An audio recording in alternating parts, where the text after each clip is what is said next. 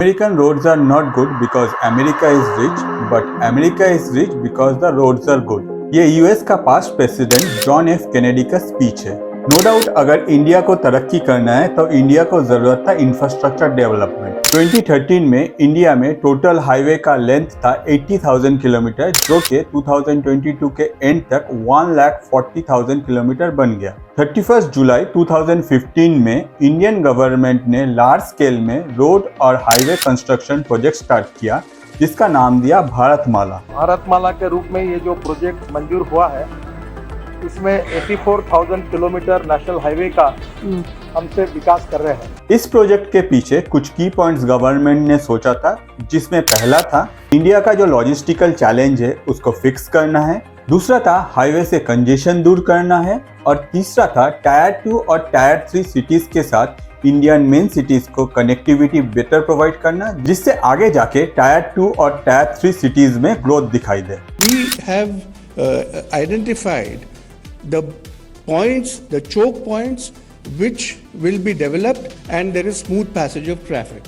2015 का अगर कोई भी डेवलप नेशन के साथ आप इंडिया को कंपेयर करोगे तो आपको मिलेगा कि इंडिया को जरूरत है इंफ्रास्ट्रक्चर डेवलपमेंट, और इसीलिए भारतमाला एक ऐसा प्रोजेक्ट है जो इंडियन गवर्नमेंट को बहुत पहले ही जरूरत था और ये आज भी जरूरत है। मगर हर प्रोजेक्ट के तरह इस प्रोजेक्ट में भी कुछ नेगेटिव्स है, और ये बात मैं इसीलिए बोल रहा हूँ क्योंकि पैसा जो है वो टैक्स पेयर के पॉकेट से ही जा रहा है। पहला, ये प्रोजेक्ट एक्सपेक्ट किया गया था 2022 के एंड तक कंप्लीट हो जाएगा, मगर अभी भी अगर ये प्रोजेक्ट को आप देखें तो आपको पता चलेगा ये कंप्लीट नहीं है, और एक्सपेक्ट किया जा रहा है अनदर 6 ईयर ये प्रोजेक्ट को कंप्लीट होने में लगेगा। दूसरा, अगर टाइम ज्यादा लग रहा है तो प्रोजेक्ट का जो कॉस्टिंग है वो भी बढ़ जाएगा। पहले ये प्रोजेक्ट का एक्सपेक्टेड कॉस्टिंग था 5.35 लाख करोड़, अभी ये बढ़ के हो गया है 10.63 लाख करोड़। तो आपको क्या लगता है कि ये सब देखने के बाद ऑपोजिशन इस प्रोजेक्ट को इंडिया का डेवलपमेंट बोलेगा या फिर कुछ और बोलेगा? क्योंकि हम सबको पता है ये इंडिया है, यहाँ डेमोक्रेसी होने के बाद भी ऑपोजिशन पार्टी के लीडर्स ऐसे बिहेव करते हैं जिसका कोई लॉजिक नहीं मिलता है।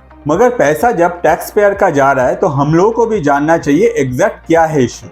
2015 से पहले अगर आप इंडियन रोड को फॉलो करोगे तो आपको कुछ फैक्टर्स कॉमन मिलेगा। पहला, ज्यादातर इंडियन रोड प्लानफुली डिजाइन नहीं है।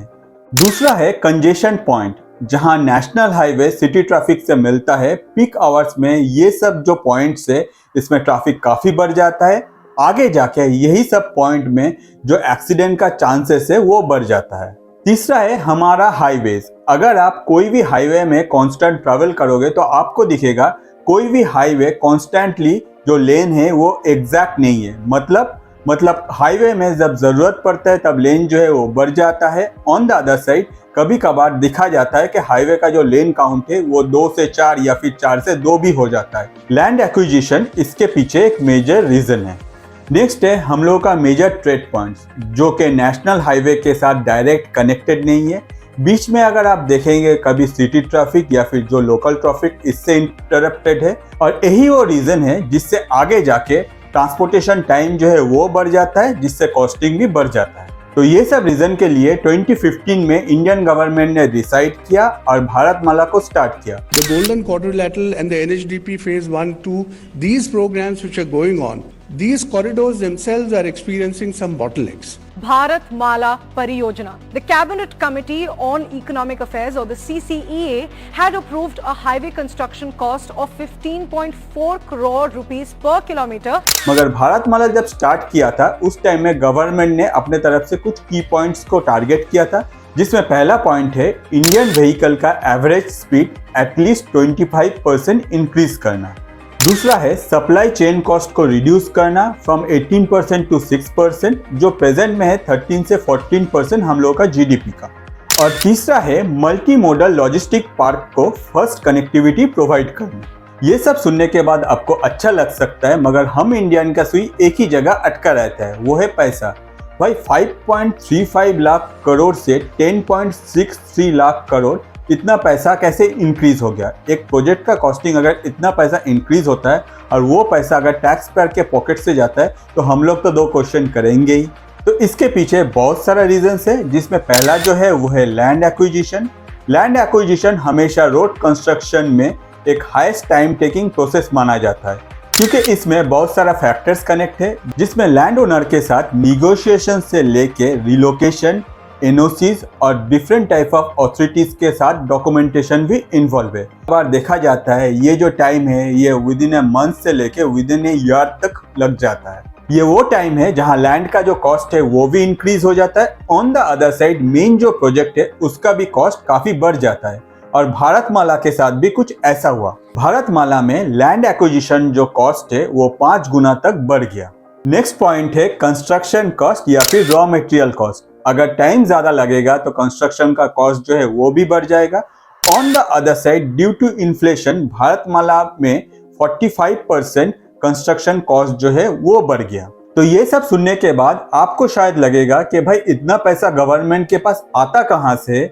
ऑन द अदर साइड अगर इतना पैसा खर्चा होगा आगे जाके ये सब पैसा रीपे कौन करेगा। गवर्नमेंट रोड कंस्ट्रक्शन के लिए बैंक से लोन लेता है और जब ये रोड बन जाता है गवर्नमेंट वहाँ टोल बनाता है और ये टोल में जो पैसा कलेक्ट होता है गवर्नमेंट वही पैसा को यूज करता है बैंक का जो लोन है वो रीपे करने के। तो आपको क्या लगता है कि टोल कलेक्शन से इतना बड़ा अमाउंट गवर्नमेंट रीपे कर पाएगा?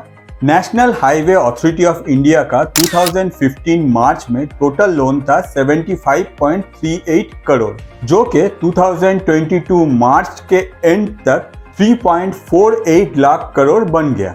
तो ये अमाउंट सुनने के बाद एक बात तो क्लियर है कि अगर सिर्फ टोल के भरोसे गवर्नमेंट बैठा रहेगा तो इतना बड़ा अमाउंट गवर्नमेंट रीपे नहीं कर पाएगा। ऑन द अदर साइड एक दूसरा क्वेश्चन है कि टोल के भरोसे टोटल जो इंटरेस्ट बनता है वो भी गवर्नमेंट रीपे कर पाएगा या नहीं। ये सब देखते हुए गवर्नमेंट ने डिसीजन लिया कि 2023 और 24 जो फिजिकल ईयर है इसमें आगे जाके नेशनल हाईवे अथॉरिटी को कोई लोन इशू नहीं किया जाएगा।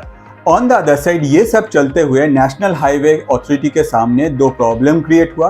पहला प्रॉब्लम है कि ऑनगोइंग जितना भी प्रोजेक्ट है उन लोगों को एग्जैक्ट टाइम में कंप्लीट करना। दूसरा प्रॉब्लम है जो पुराना लोन था उसको एग्जैक्ट टाइम में रीपे भी करना था। तो ये सब देखते हुए नेशनल हाईवे अथॉरिटी ने अपने तरफ से कुछ स्टेप लिया।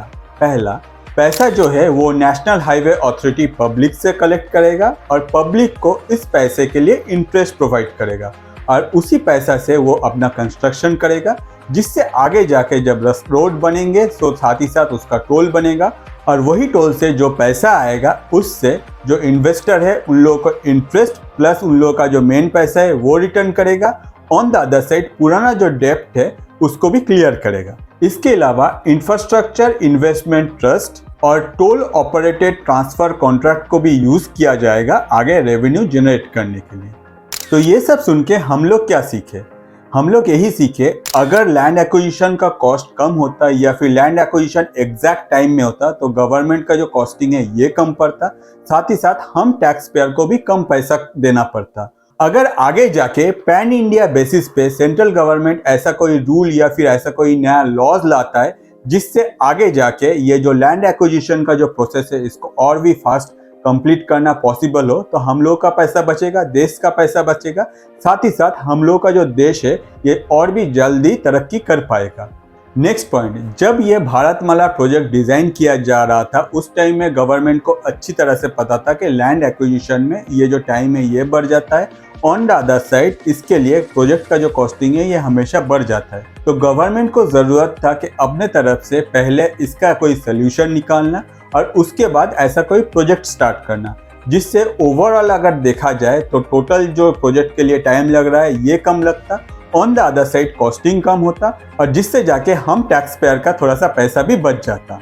नेक्स्ट और लास्ट पॉइंट, अगर ये भारतमाला जो प्रोजेक्ट है ये कंप्लीट होने से पहले गवर्नमेंट में जो रूलिंग पार्टी है ये बदल जाता है और ऑपोजिशन आता है, तब जाके ये प्रोजेक्ट का क्या होगा। क्योंकि हम लोग को पता है कि हमेशा जब रूलिंग पार्टी चेंज होता है at that point of time जो पुराना प्रोजेक्ट है उन लोगों को एंटरटेन नहीं किया जाता है। ऑन द अदर साइड इसके लिए कंट्री जो है वो सफ़र करता है और हम लोग जैसा टैक्स पेयर का जो पैसा है वो पानी में चल जाता है। क्या आगे जाके ऐसा कोई प्रॉब्लम हो सकता है? अगर हो सकता है तो उसके लिए गवर्नमेंट क्या सोचा है?